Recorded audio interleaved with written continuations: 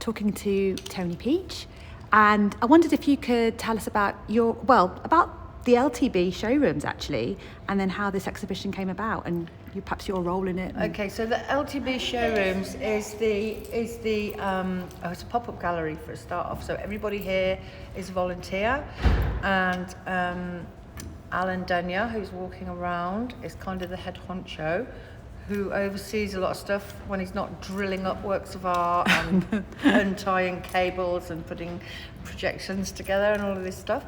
But yes, it's we have it for around about a year before the space is going to be demolished. So we are able to facilitate lots of artists who are not always known, although we have had lots of established artists come in as well. For example, George Wagstaff will be coming very soon, and we've had Pat Jensen will come after that, and then John Yeadon's already been exhibiting here. So it's really nice when we get somebody walk in who, you know, really, really needs exhibition space, and we can just simply say, yes, yes, you know, and put your art on the wall. So of course the Ukrainian issue is very close to our hearts at the minute, because, you know, we are really kind of all frustrated and shocked about the whole situation there, what to do. So the Alexa, who is really wonderful, was working in the arts in the Ukraine when the war started, and so her and her boyfriend, who is a rapper, who he was just rapping there, they came as refugees. They left very quickly the Ukraine, pretty much the day after the war started, and they went to Slovakia, and then they found out about the sponsorship system from the UK, who were offering homes for people here. So they were discovered by Dutch Van Spoor, who is in rugby, and he offered to sponsor them. So they arrived in his home, and it was only a few weeks ago actually that they arrived. So he brought Alexa here one day to the LTB, and she said, wow, this is a really cool space, how can we use this for something, you know, that can help us, because she knows Ukrainian artists and maybe some fundraising that can help, you know, something like that. And then basically what you see is the upshot of that. So Alina is one of the main artists exhibiting here, and she came yesterday on a National Express bus with a whole load of canvases rolled up and all the pieces of wood that was required to make stretch canvases, you know, for the stretches. And she sat over there, and within like 2 or 3 hours, not even, she'd put all these canvases together. I was like, phenomenal. It was just a really miraculous, wondrous sight to see her do that. And nothing was on the wall. Oh yeah, Fab Lab, I have to say. Fab Lab were great because they had some money given to them, funding specifically for Ukrainian refugees. So they offered to do some framing, because a lot of these artworks, Anna went to the Polish border to bring some of these artworks out of the Ukraine, which you see on the wall here. Some of them were painted in the bunkers, apparently. So there's so much to find out about this exhibition. So, people really need to come and meet the artists and speak to them about the art, or speak to people at the LTB who might be able to tell them. So we're just promoting this exhibition. We're not really doing anything else. They've done pretty much everything. We're very humbled by what they've done, I have to say. Yeah, it looks amazing. And tonight you've got a big event, haven't you? Tonight is the opening, and the exhibition is still not all quite up just yet. But it's the speed that they work. It all comes together fairly quickly.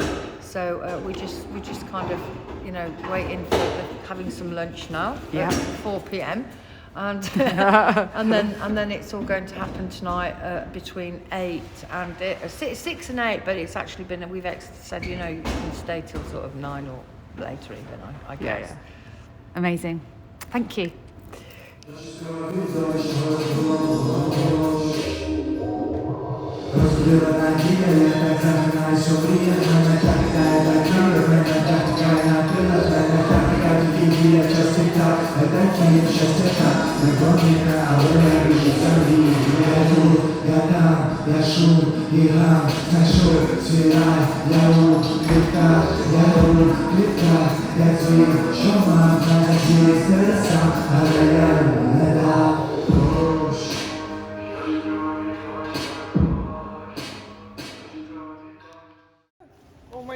Yeah, that would be.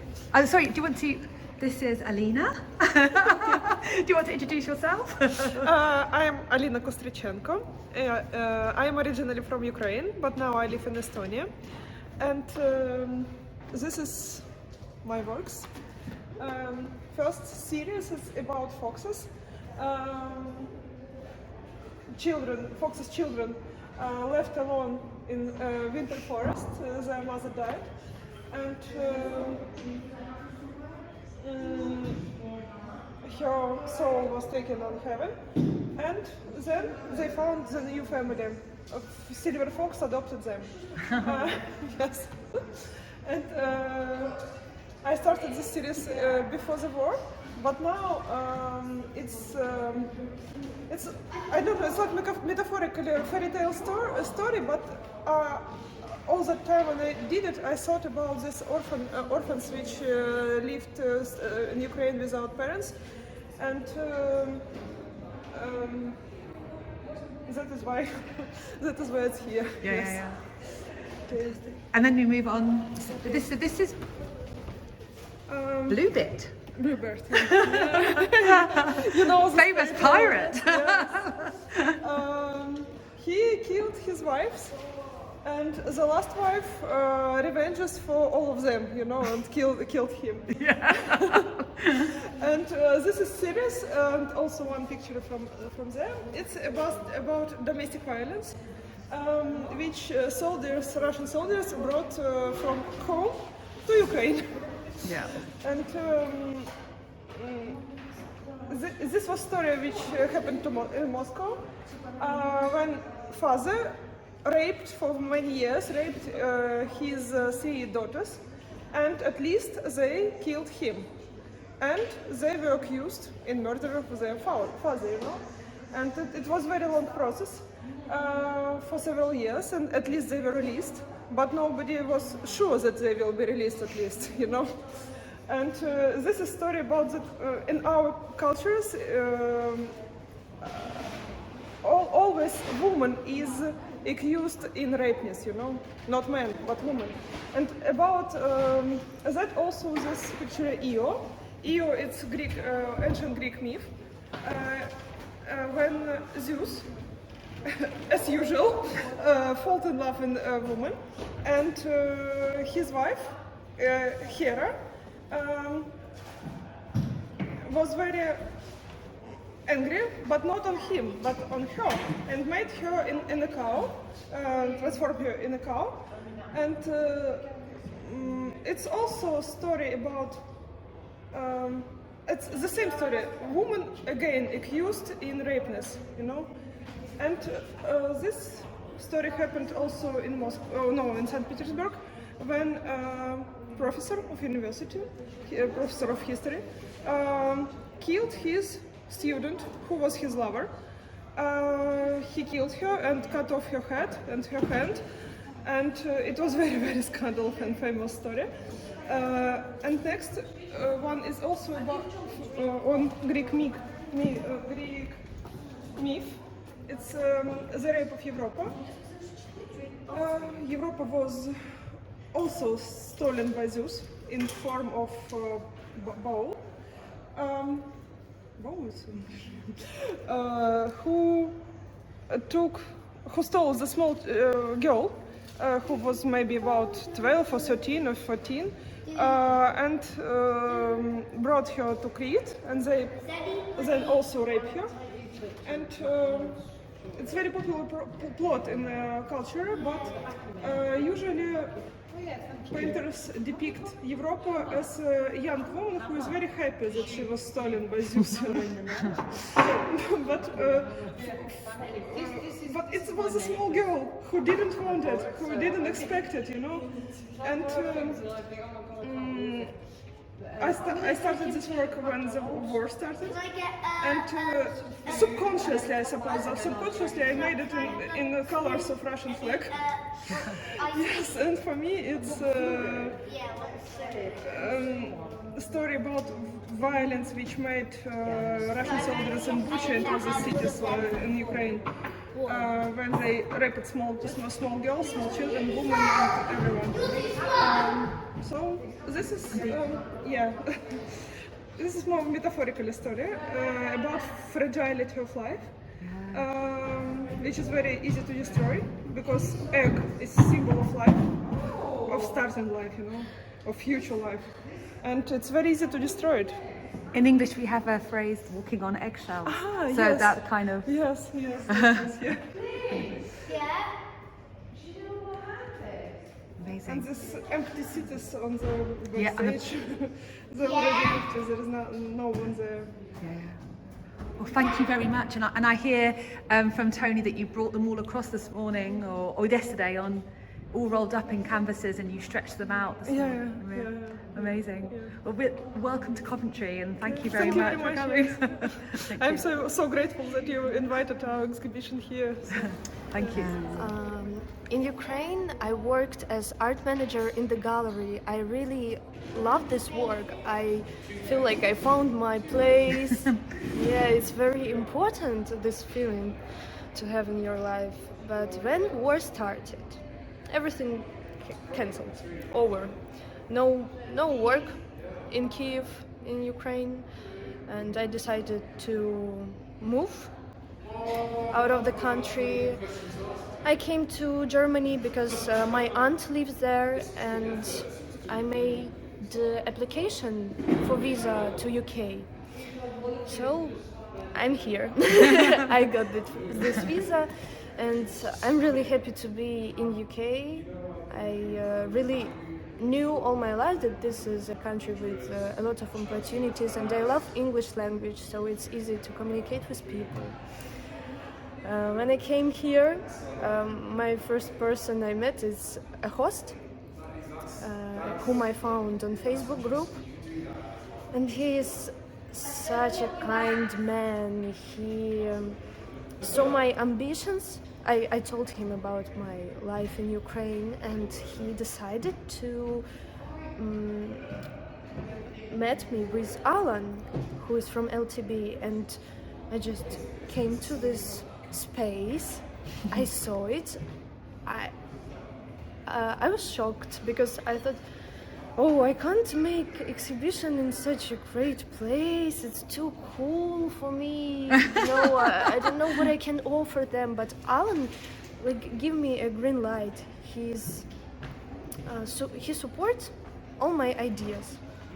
So I got inspiration at that moment, and I just started to organize, because I couldn't just sit and look through the news, because that's what I did previous 2 months. Just look through news, and of course it continues with depression. And I decided that I can do something to support Ukraine and artists. So I found some artists who came to England also as a refugee, and they drawing their paintings here about Ukraine. They making history, they making culture of our country, no matter if it's not on our land. So yeah, I feel like I came here and I have opportunities. People here give me opportunities to spread my culture.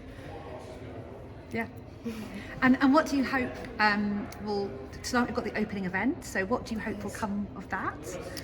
I hope that first of all I would like to highlight the situation in Ukraine, so they will see, visitors will see and feel through artworks what is going on nowadays, because all these paintings are about actual situation, and you can't see it on the news programs because this is personal. Each painting has its personality in it and different aspects of what is going on now.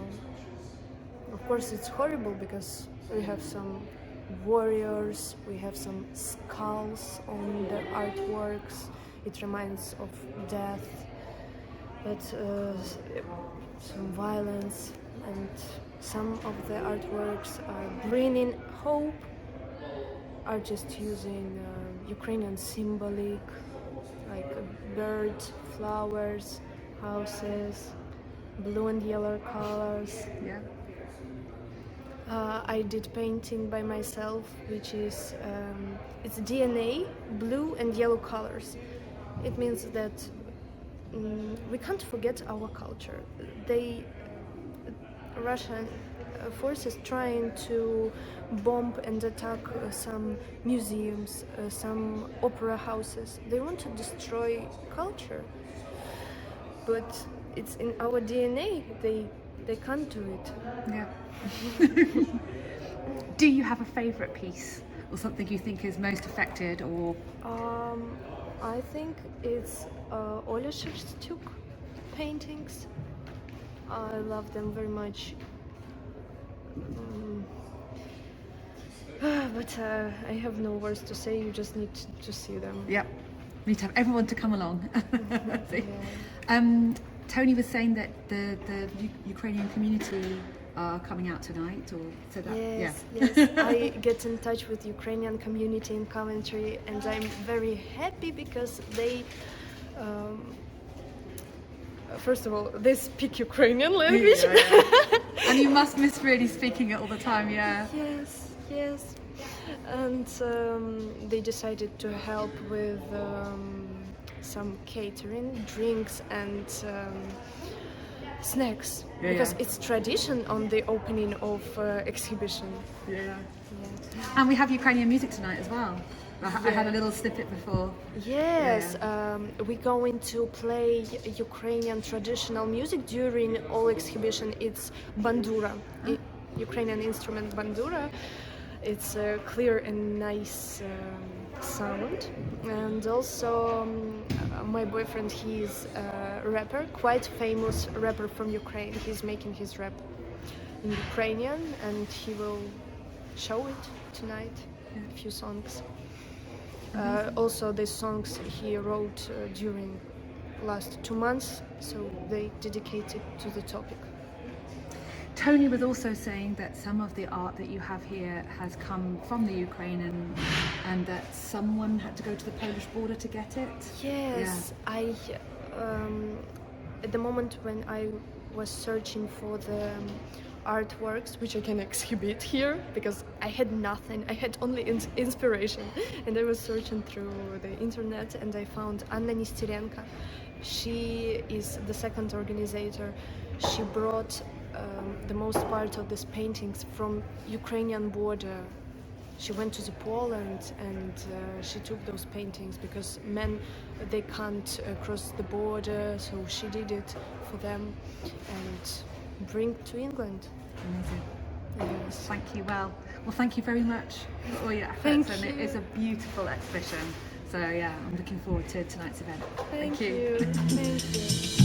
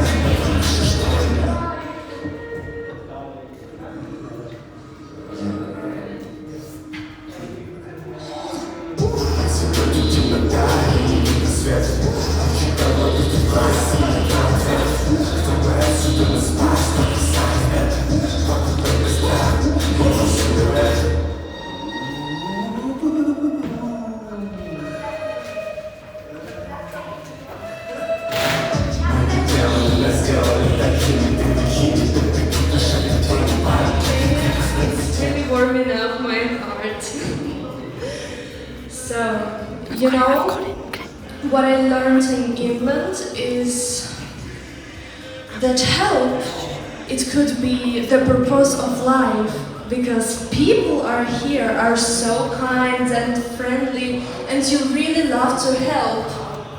Thank you. Stay like this. Your appearance here is already help. Thank you to Fab Lab Coventry. Wow, they just saw a post about this exhibition 2 weeks ago maybe and said, we want to help. What can we do? Just say us.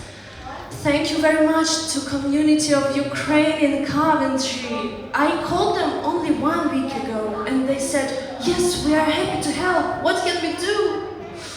Alan, oh my god, when I came at the first time to LTV showrooms, I thought, oh, this is too cool for me to do something here, but he just say, do what you want. You have this green light. And thank you very much, Dutch Paul, who is my sponsor and living with him, and he is my new friend. I'm very happy. He gave me this first step. He brought me here to this wonderful space, LTV showrooms. He gave me this inspiration that I can do it. I hope this evening will bring you some brilliant thoughts, because you see all these paintings, they were brought from thousands of kilometers from here, and they have personality. They want to speak to you on behalf of all Ukrainians. You can't see it on the news programs. So I would like Dutch to tell some thoughts. For example, how it is to live with Ukrainians after 1 month, and why do you think it's important to make such events like art exhibition?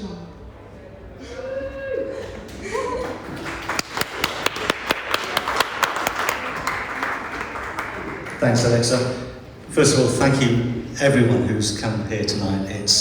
It's fantastic to see you, and you've all come with a different story, a different reason for being here. And please do talk to one another and come and talk to us, because I'd like to meet you all and find out why you're here and what the backstory is. Okay, so you all know what happened. So I put an advert out on Facebook, said I can look after two. I work in this industry, so if you also are artistic or creative, that would be better, because I can do more for you. Because my day job, I manage artists and I develop creative people. So I never imagined I would attract two such amazing individuals as the people we have here today. Why are we talking about art? When conflict hits a country, I'm an ex-soldier, I'm a veteran. I've been in lots of wars. When war starts, a country is diminished into a soundbite on television, a series of soundbites on statistics and destruction and what's happening and how many people are leaving, and the people of that country get diminished to refugees.